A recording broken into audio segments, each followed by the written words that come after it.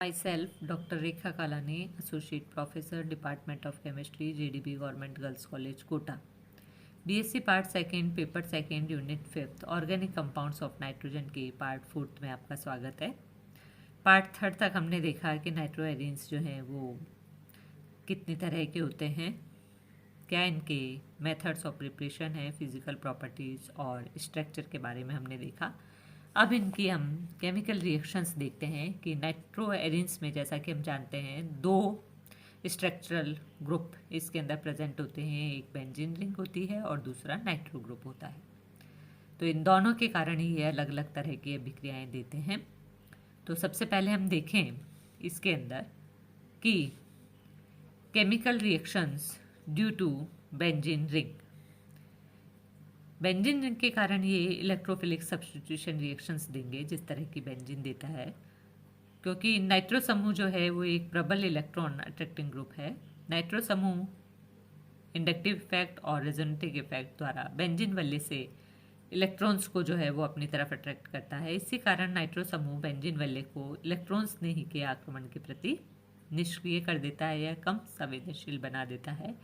इसीलिए नाइट्रो समूह बेंजीन वल्ले की ऑर्थो और पैरा पोजीशन को आंशिक रूप से पॉजिटिवली चार्ज कर देता है और इसीलिए इलेक्ट्रॉन स्नेही का आक्रमण अपेक्षाकृत अधिक इलेक्ट्रॉन डेंसिटी वाली मेटा पोजीशन पर ही होता है।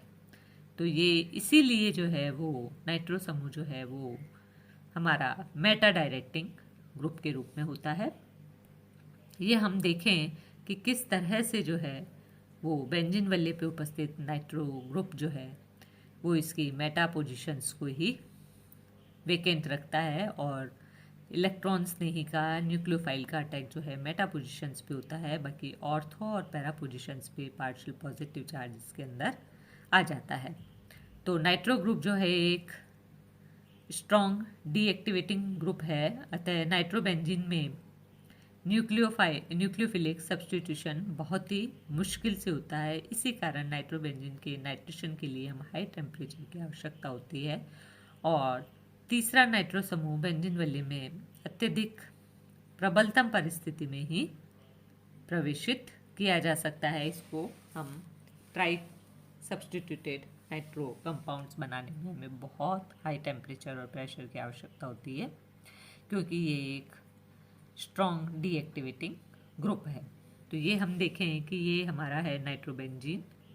इसको जब हम नाइट्रोनियम आयन की साथ में रिएक्शन करवाएंगे in presence of HNO3 and H2SO4 100 degree centigrade पर, तो ये मेटा नाइट्रोबेंजीन बनेगा। फिर इसे हम जब और हाई टेम्परेचर करते हैं तभी जो है इसके अंदर ट्राई नाइट्रोबेंजीन का फॉर्मेशन होगा। तो बेंजीन रिंग से एक्टिवेटिंग ग्रुप जैसे कि CH3, OCH3 आदि जुड़े हुए होने पर जो हमारा न्यूक्लियोफिलिक रिएक्शंस हैं वो थोड़ी आसानी से हो जाती हैं। इस स्थिति में आने वाले जो समूह हैं, जो भी हमारे ग्रुप हैं, उनकी एक्टिविटी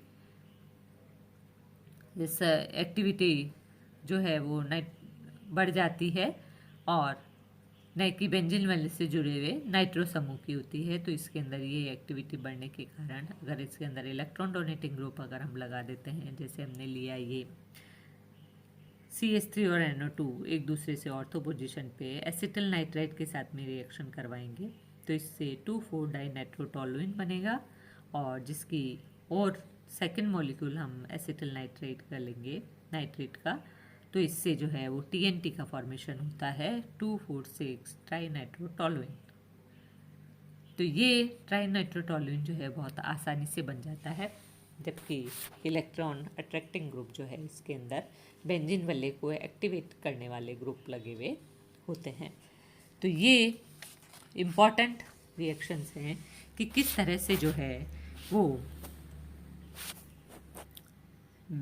नाइट्रोबेंजीन्स या नाइट्रोएरिन्स जो हैं वो nucleophilic substitution reaction, electrophilic substitution reactions देते हैं। नेक्स्ट रिएक्शन है न्यूक्लियोफिलिक सब्स्टिट्यूशन रिएक्शन। नाइट्रो समूह ऑर्थो और पैरा स्थितियों से इलेक्ट्रॉन को अपनी तरफ आकर्षित करता है, जिसके फलस्वरूप जो है वो ये पोजीशंस जो हैं वो पार्शली पॉजिटिव चार्ज हो जाती हैं। इसी कारण नाइट्रो समूह जो है वो बेंजीन वल्ले को न्यूक्लियोफिलिक रिएक्शन के प्रति संवेदनशील बना देता है। तो ये इसकी ऑर्थो और पैरा पोजिशंस को इलेक्ट्रॉन आकर्षित समूह लगा के और पॉजिटिवली चार्ज कर देता है। इसीलिए नाभिक स्नेहिका ऑर्थो और पैरा पोजिशन पर अटैक इसके अंदर होगा। तो जब नाइट्रोबेंजीन को जलीय QH हाइड्रोक्साइड पोटेशियम हाइड्रोक्साइड विलयन के साथ में गर्म करते हैं तो ऑर्थो और पैरा नाइट्रोफिनोल्स का फॉर्मेशन होता है। इसी तरह से पैरा नाइट्रोफिनोल का बनना जो है वो निम्न प्रकार से हम स्पष्ट कर सकते हैं कि इसके अंदर रेजोनेंस होता है। रेजोनेंस होने के कारण जो है वो पैरा प्रोडक्ट जो है पैरा नाइट्रोफिनोल का फॉर्मेशन बहुत ईजी हो जाता है। इसी तरह से हम इसमें देखें कि नाइट्रो समूह का सब्स्टिट्यूशन रिप्लेसमेंट ऑफ NO2 समूह NO2 ग्रुप। तो नाभिक स्नेही प्रतिस्थापन अभिक्रियाओं में नाइट्रोबेंजीन का नाइट्रो समूह सामान्यतः अप्रभावित रहता है, परंतु यदि बेंजीन वलय में ऑर्थो और पैरा स्थिति पर दूसरा नाइट्रो समूह उपस्थित होता है तो नाइट्रो समूह को di molar nucleophilic substitution reactions में नाभिक स्नेही द्वारा हम प्रतिस्थापित कर सकते हैं। तो ये रिप्लेसमेंट इसका होगा, रिप्लेसमेंट होता है और ये ortho nitro di nitro benzene जो है वो NH2 के साथ में रिएक्शन करके NH2 एक NO2 ग्रुप से रिप्लेस हो जाएगा। OH के साथ में रिएक्शन करेंगे तो OH और C2H5ONa के साथ में तो OC2H5 का फॉर्मेशन होता है। तो हम देखेंगे कि क्या मैकेनिज्म है पॉलीनाइट्रो एरोमेटिक कंपाउंड्स की न्यूक्लियोफिलिक सब्स्टिट्यूशन रिएक्शंस की, क्या मैकेनिज्म है। ये मैकेनिज्म जो है वो इस तरह से हम रिप्रेजेंट कर सकते हैं। इसके अंदर जो है OH ग्रुप के साथ में रिएक्शन करेगा जो इस पे की ऑर्थो पोजीशन पे हमारा NO2 और OH दोनों ग्रुप लगे रहेंगे, क्योंकि NO2 ग्रुप के अंदर जो कि इसकी और इन दोनों की ऑर्थो पोजीशन पे लगा हुआ है उसके अंदर एक ऑक्सीजन जो है डबल बॉन्ड से जुड़ा रहेगा, दूसरा जो है सिंगल बॉन्ड से, जिसमें कि ऑक्सीजन पर नेगेटिव चार्ज है। तो इलेक्ट्रॉन्स शिफ्ट होंगे और ये इलेक्ट्रॉन शिफ्ट होके कई सारे रेजोनेटिंग स्ट्रक्चर्स का फॉर्मेशन करते हैं और फिर माइनस NO2 इससे निकल जाएगा और ऑर्थोनाइट्रोफिनोल्स का फॉर्मेशन इससे हो जाता है। तो नाइट्रो समूह की अभिक्रियाएं अगर हम देखें तो ये तो बेंजीन की रिएक्शंस हैं। नाइट्रो ग्रुप की अगर रिएक्शंस देखें, reaction due to NO2 group, तो सबसे पहले रिडक्शन है। विभिन्न केमिकल कंडीशंस में एरोमेटिक नाइट्रो यौगिक रिड्यूस होकर विभिन्न प्रकार के प्रोडक्ट बनाते हैं। इसमें नाइट्रोबेंजीन के रिडक्शन को जो है वो हम अच्छी तरह से समझा सकते हैं कि किस तरह से नाइट्रोबेंजीन का रिडक्शन होता है।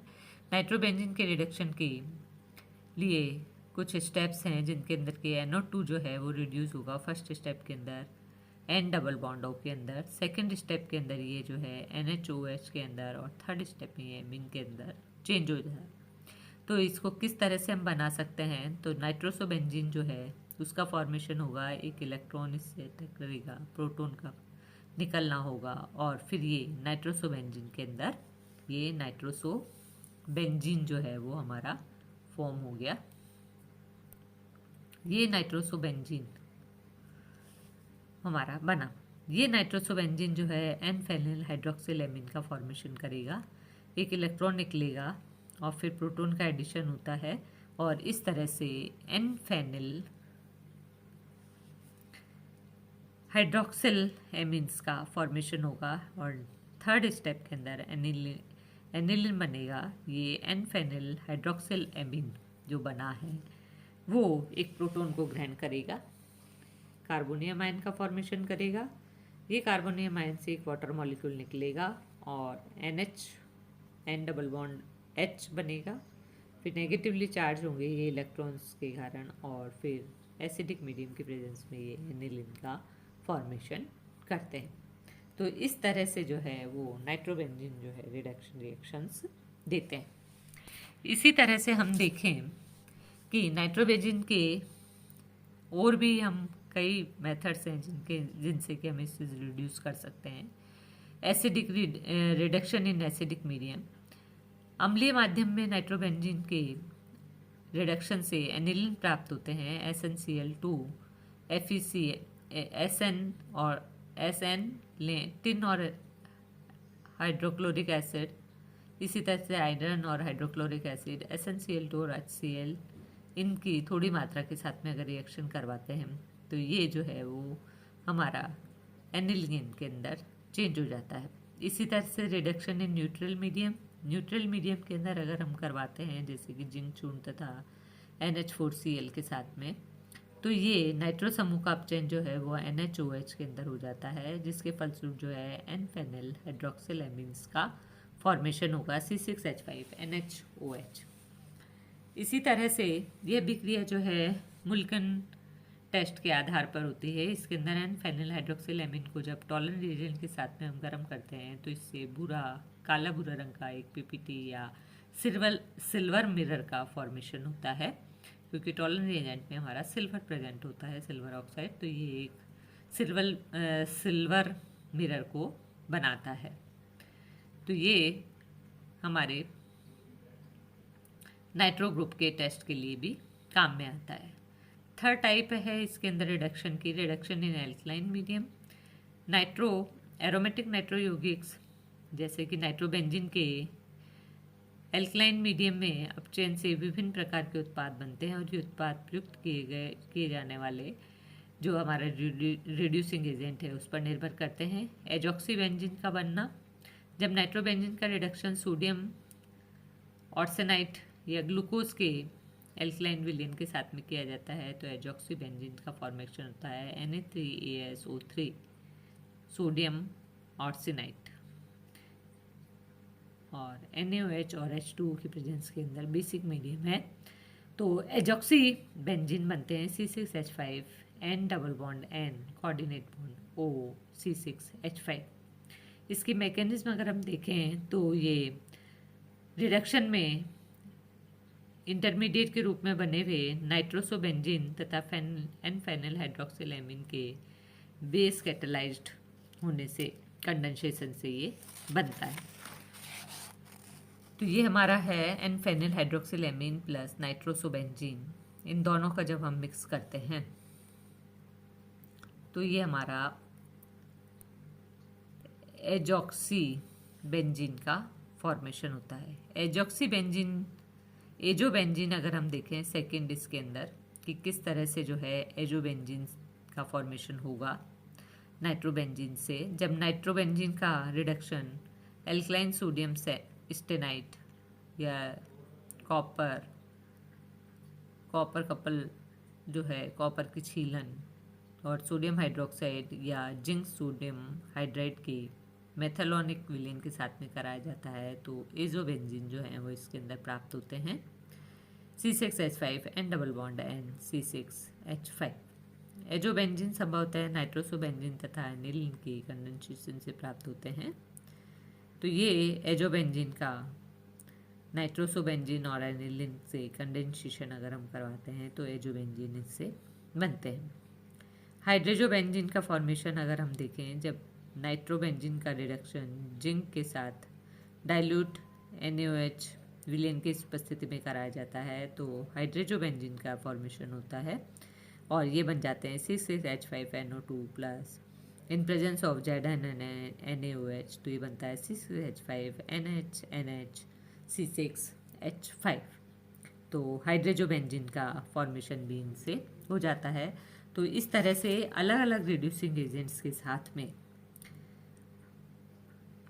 एल्कलाइन मीडियम के अंदर जो है वो एजॉक्सीबेंजीन, एजोबेंजीन, हाइड्रोजोबेंजीन और इसी क्रम के अंदर जो है एजोबेंजीन का जो है वो वापस से रिडक्शन करवाते हैं तो हाइड्रोजोबेंजीन का बनना ही इसमें संभव होता है। चौथा है इसके अंदर इलेक्ट्रोलाइटिक रिडक्शन। जब हम ये इलेक्ट्रोलाइटिक रिडक्शन जो है वो फाइनल प्रोडक्ट का बनना जो है ये मीडियम की पीएच पर निर्भर करता है कि मीडियम की पीएच जो है वो कैसी है।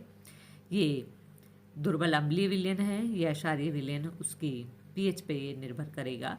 तो दुर्बल अम्लीय विलयन के अंदर नाइट्रोबेंजीन के इलेक्ट्रोलाइटिक रिडक्शंस के फलस्वरूप जो है वो एनिलीन का फॉर्मेशन होता है और ये एनिलिन्स इनसे बनेंगे। ये एनिलिन का फॉर्मेशन इससे होगा नाइट्रोबेंजीन के साथ में। जब हम दुर्बल अम्लीय माध्यम में करवाएंगे तो एनिलिन का फॉर्मेशन इससे हो जाता है।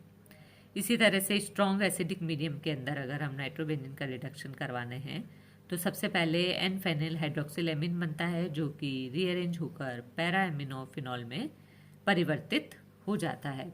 तो सबसे पहले नाइट्रोबेंजीन को बेसिक मीडियम के अंदर रिएक्शन करवाया तो एन फेनिल हाइड्रोक्सिलेमिन C6H5NH OH, और ये जो कि रीअरेंज होके पैरा एमिनो फिनॉल C6H4NH2OH एक दूसरे से OH और NH2 ग्रुप जो है वो पैरा पोजिशंस पर लगे रहते हैं। इसकी मैकेनिज्म अगर हम देखें तो ये मैकेनिज्म के कुछ स्टेप्स हैं जिनसे कि जो है वो हमारा ये प्रोडक्ट का फॉर्मेशन होता है और final product para amino phenol हमें प्राप्त होता है। तो इस तरह से हम जो है वो नाइट्रो समूह की भी रिएक्शंस को देख सकते हैं।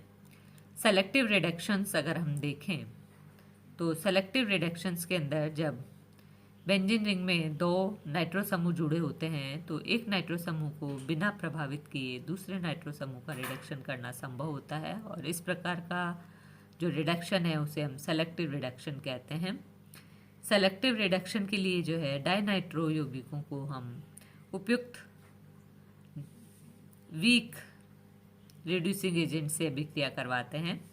जब मेटा डाइनाइट्रोबेंजीन का रिडक्शन अमोनियम या सोडियम सल्फाइड के साथ में कराया जाता है तो मेटा डाइनाइट्रोबेंजीन मेटा नाइट्रोएनिलीन के अंदर रिड्यूस हो जाता है, जैसा कि हम इस रिएक्शन के अंदर देख रहे हैं। तो सेलेक्टिव रिडक्शन जैसा कि हमने देखा कि बेंजीन वल्ले के अंदर जो दो नाइट्रो समूह जुड़े होते हैं वो एक नाइट्रो समूह को हम बिना अफेक्ट किए हुए दूसरे नाइट्रो समूह को अगर रिड्यूस कर देते हैं तो ये रिडक्शन जो है वो सेलेक्टिव रिडक्शन होगा। जैसे कि मेटा डाइनाइट्रोबेंजीन का रिडक्शन अमोनियम या सोडियम सल्फाइड NH4 या Na2S के साथ में कराया जाता है तो इससे हमें मेटा डाइनाइट्रोबेंजीन से मेटा नाइट्रो फिनॉल एमीन का जो है वो इससे फॉर्मेशन होगा, एनिलिन बन जाएगा। इसी तरह से 2,4-डाइनाइट्रोटोलुइन के रिडक्शन से दो नाइट्रो समूह में से किसी एक नाइट्रो समूह का रिडक्शन जो है वो अलग अलग निर्भर करता है। यह है हमारा 2,4-डाइनाइट्रोटोलुइन। इसको जब हम NH4 के साथ में करवाते हैं तो पैरा पोजिशन पे जो लगा हुआ हमारा NO2 ग्रुप है वो NH2 के अंदर चेंज हो जाता है, जबकि SnCl2 और HCl की प्रेजेंस के अंदर अगर हम रिएक्शन करवाते हैं तो जो हमारा ऑर्थो पोजीशन पे NO2 ग्रुप लगा है, ये ऑर्थो पोजीशन पे लगा हुआ NO2 ग्रुप जो है वो NH2 के अंदर चेंज होगा। तो ये रिड्यूसिंग एजेंट्स के निर्भर करता है कि कौन सा NO2 ग्रुप जो है वो रिड्यूस होगा। तो ये हमने देखा कि किस तरह से अमोनियम सल्फाइड अगर हम लेंगे तो पैरा पोजीशन वाला NO2 ग्रुप रिड्यूस होगा, जबकि SnCl2 और HCl की प्रेजेंस के अंदर अगर रिएक्शन करवाते हैं, रिडक्शन करवाते हैं तो इससे ऑर्थो पोजीशन पे लगा हुआ NO2 ग्रुप जो है वो NH2 के अंदर चेंज होता है। तो ये नाइट्रो समूह और बेंजीन रिंग की कुछ इम्पॉर्टेंट रिएक्शंस हैं, केमिकल रिएक्शंस जो कि कई सारे ऑर्गेनिक कंपाउंड्स के सिंथेसिस में काम आती है और इम्पॉर्टेंट सिंथेसिस इनसे हम बना सकते हैं।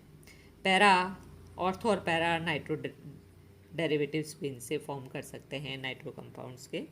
तो ये नाइट्रो एरिन्स के अंदर हमने कुछ ये रिएक्शंस देखी, मेथड्स देखे कि किस तरह से हम इन्हें बना सकते हैं और क्या केमिकल रिएक्शंस और क्या इनकी फिजिकल प्रॉपर्टीज़ हैं उसके बारे में अभी तक हमने पढ़ा है। इसी क्रम के अंदर हम देखेंगे कि पिक्रिक एसिड जो कि फिनॉल का ट्राई नाइट्रो डेरिवेटिव है उसे हम किस तरह से बना सकते हैं, क्या केमिकल रिएक्शंस हैं और भी कुछ पर्टिकुलर नाइट्रो कंपाउंड्स के बारे में हम पढ़ेंगे नेक्स्ट लेक्चर के अंदर। आज के चैप्टर में आपका इतना ही। Thank you.